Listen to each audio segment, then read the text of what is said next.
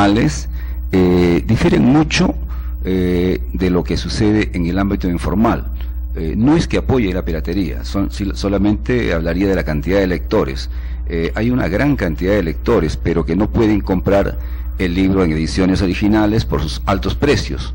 Pero sí sé que a nivel de piratería hay muchísimos y muchísimos lectores. Yo creo que el peruano sí lee. Lo que sucede es que, como lo vengo repitiendo hace años, los precios no están a la altura de sus posibilidades económicas, y eso ya pues es lamentable. Por eso en nuestra editorial Fondo Editorial Cultura Peruana hemos creado colecciones de libros a precios accesibles, realmente accesibles a las grandes mayorías. El peruano sí lee. Qué bueno escucharte ello, porque a mí me da la sensación, la percepción que no fuera así. Inclusive cuando se les pregunta a algunos jóvenes ¿cuál es la última obra que has leído? Y hay algunos que ni saben, ¿no? Hace cuánto tiempo no leen. Pero también es cierto, hace poco escuchaba a una niña, ¿cuál es la última obra que has leído? A Ricardo Palma, dijo, ¿no? Entonces, las tradiciones peruanas. Y claro, entiendo que también hay el otro sector de gente muy joven que sí lee.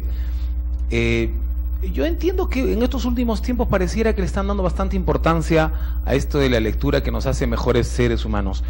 Me gustaría, Jorge, que nos cuentes ¿desde cuándo escribes? ¿Cuándo te diste cuenta que tenías esa facilidad para plasmar en unas letras tu mundo interno, lo que sentías, tanto en realidad como en ficción? Bueno, este proceso empieza en la adolescencia. Descubrí que a través de mi vida iba a desarrollar el trabajo sin tregua. Uno nace ya, pues, nace con ese don y se cultiva con el estudio, con la permanente lectura y con el rigor necesario que debe tener toda obra y todo escritor para poder trascender. Yo creo que fue un don maravilloso que me dio la vida y nunca me cansaré de agradecérselo. Uno ya nace con el don de escribir, porque a veces se escucha, hay talleres para que uno aprenda a escribir, talleres para que uno aprenda a tener esa técnica que se necesita para ser pulcro en un libro de poemas, de novela, de narrativa. ¿Se enseña eso o uno ya nace? Bueno, yo creo que en los talleres se perfecciona a los que ya tienen ese don, pero aquel que no nació con el don, bueno, aprenderá ciertas técnicas, aprenderá a leer, entender mejor a los autores preferidos, pero no creo que se vuelvan escritores en un taller. Los autores que recién empiezan, sí, aprenderán a mejorar su técnica y a ser mejores creadores. Dentro ya de estos años, que entiendo que son algunas décadas que te dedicas a esto de escribir, de publicar, ¿con quiénes has tenido la oportunidad de tener amistad? ¿Qué escritores conoces? Bueno, he conocido a Jorge Eduardo Eyerson, para mí, luego de Vallejo y Martín Adán, el más importante poeta peruano del siglo XX. Tuve la oportunidad de ser muy amigo con Mario Florián. Conocí también a César Calvo, el mágico, maravilloso. ¿Lo conociste a César Calvo? Sí, lo conocí, claro. Maravilloso. Lo conocí en el bar La Capilla, un bar en el centro de Lima donde se reunía toda la gente del ambiente literario. ¿Dónde queda el bar La Capilla? Bueno, era un bar que estaba en Lampa. ¿En Lampa? Sí, fue un bar mítico, de claro, bohemia, sí, de jarana increíble para la gente de la literatura. Claro, era un lugar donde se confluían, donde se reunían gente de la bohemia, de la literatura, ¿no? Sí, la literatura, el periodismo. Y en el Palermo, pues, conocí a la mayoría, a Osvaldo Reynoso, a Eleodoro Vargas Vicuña. También fui muy amigo de gente del 60, Juan Cristóbal, que aún está vivo, ¿no? Winston Orrillo, y gente de mi generación. Tenemos una gran amistad con Jorge Pimentel, Tulio Mora, Enrique Verástegui, Rosina Valcarce. ¿Antonio Cisneros lo conociste? Bueno, con Cisneros conocidos, pero nunca tuvimos amistad, ¿no? Porque Cisneros era un hombre, bueno, ha muerto, y siempre la vocación necrológica en el Perú nos hace decir que aquel que ha muerto era buena gente, es maravilloso y buena gente, pero no, Cisneros era un ególatra tremendo, excelente poeta, eso sí. No, era muy ególatra, ¿sí? Era una persona que no él incluso negaba a Vallejo, y Vallejo, pues, negar una cumbre, ya, por favor, es como negar el Misti en Arequipa, ¿no? No le creo, no lo había escuchado. A mí me gustaba escucharlo, por ejemplo, en una radio, en radioprogramas tenía un segmento, El Oso Hormiguero, ¿no? Y también lo he leído, y me gustaba la forma de escribir, pero no le conocía esa parte de ser muy ególatra, de ser un yoísta, ¿no? Pero hasta negar a este grande como César Vallejo. Bueno, yo creo que también era aferrarse a los pantalones de Vallejo para crecer, ¿no? Claro. Tú sabes que también la gente se aferra a los mitos para trascender, pero pienso que algunos de los poemas de Cisneros va a quedar un excelente poeta.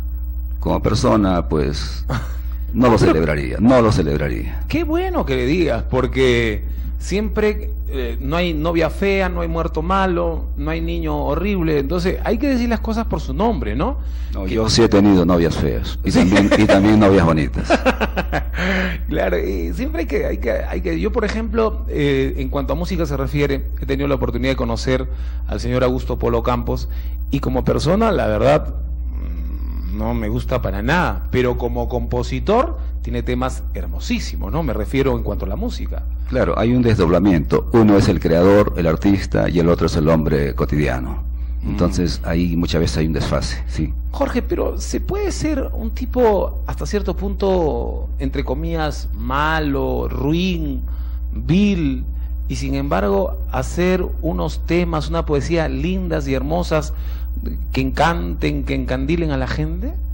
Bueno, Dios le dio el don de crear, tal vez no les da el don de ser buenas personas. Sí, bueno, ¿cuándo fue la primera vez que viste publicado un poema? Porque tú naces primigeniamente como poeta, ¿no? ¿Cuándo es cuando tú primera vez ves publicado ya una de tus poesías? ¿Te acuerdas? Bueno, yo empecé a publicar a los 19 años y paradójicamente publiqué mi primer libro antes de publicar en revistas, en diarios. Después ya era cotidiano publicar en revistas, en diarios, porque en esa época, en 70, hubo mucha cobertura para el ámbito cultural, páginas enteras, suplementos literarios.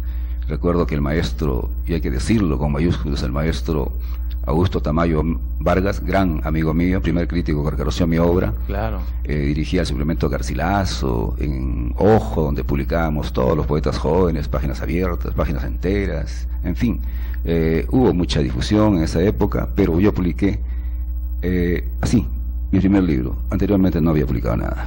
Y Jorge, cuando ves tu libro, cuando viste ya publicado lo que habías escrito, ¿te sentiste bien? ¿Sentiste que estaba bien lo que habías escrito? ¿O como algunos escritores dices, no, yo lo pude haber hecho mejor, esto está mal? ¿Eres muy estricto contigo mismo? Me sentí muy mal. ¿Por Porque qué? yo siempre pensé que podía dar más y sigo pensando que puedo y voy a dar más, sí. El verdadero artista tiene que ser inconforme. Aquel que cree que ya coronó la cumbre, pues no creo que llegue muy lejos. Pero cuando tú escribes, terminas de escribir, revisas el texto después de unos 2 días, 3 días, lo vuelves a corregir y y puedes seguir corrigiendo. Sí, yo tengo un libro, precisamente Papiros de Tiresias, que a mí me gusta mucho, mi libro de poesía, Papiros de Tiresias, que lo trabajé durante 25 años. 25 Y años. me siento satisfecho. Es el único libro mío que me siento satisfecho, sí. Qué bueno. Jorge, también hay un momento muy difícil en tu vida, que es en el momento en que justamente pues te acusan de haber hecho, creo, apología de terrorismo, y bueno, logras pisar una cárcel peruana que dicen que es una de las más difíciles. ¿Nos puedes contar ese hecho? Bueno, fue una época de cacería de brujas, una época oscura, donde todo el mundo era sospechoso, ¿no? Incluso hasta la Caperucita Roja podía ser llevada a prisión por la Caperuza Roja. Recuerdo que en mi caso salí absuelto, pero tuve que pasar 15 meses en las mazmorras, en las ergástulas de la dictadura fujimorista. ¿Pero de qué te acusaban? Bueno, ellos acusaban de dirigir el MAP. ¿Qué cosa era el MAP? Un nombre que yo jamás había escuchado, y luego descubro que era el Movimiento de Artistas Populares.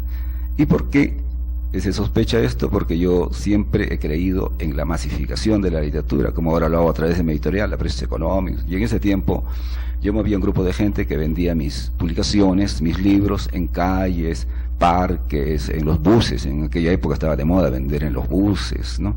Ya. Y cosas así, que luego se establece una cadena con gente que yo no conocía.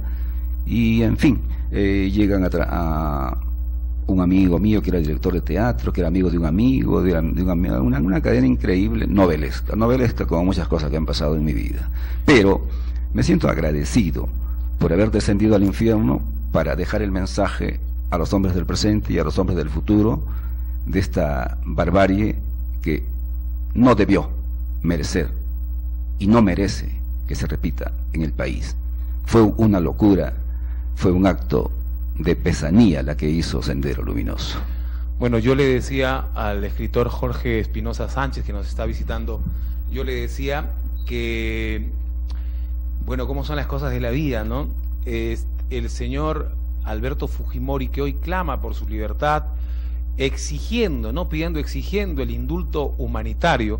Hoy día lo escuchaba decir a Abelino Guillén que él muy casurramente, muy hábilmente estaba tratando de hacer como que la justicia lo estaba resarciendo de un error que había cometido. Eso es lo que quería Fujimori, y no aceptar su culpabilidad, porque estaba cumpliendo su condena por delitos de corrupción y también de lesa humanidad. Y por cuestiones de la vida, pues Jorge Espinosa, este gran escritor peruano, pues tiene su editorial, publica libros que tienen mucho éxito, y justamente de este momento tan aciago en su vida ha publicado ya hace algunos años Las cárceles del emperador. Hay personas que dicen, detrás de todo mal hay un bien oculto. De todo lo que te ha tocado vivir, Jorge, ¿de qué te arrepientes? De nada. ¿De nada? De nada. Agradezco más bien a la vida todas las zonas oscuras y lúcidas que me ha dado, porque incluso aquel descenso al infierno fue algo importante en mi vida. Me hizo tomar conciencia de muchas cosas, sobre todo del gran compromiso que tiene el escritor para con los hombres de su tiempo.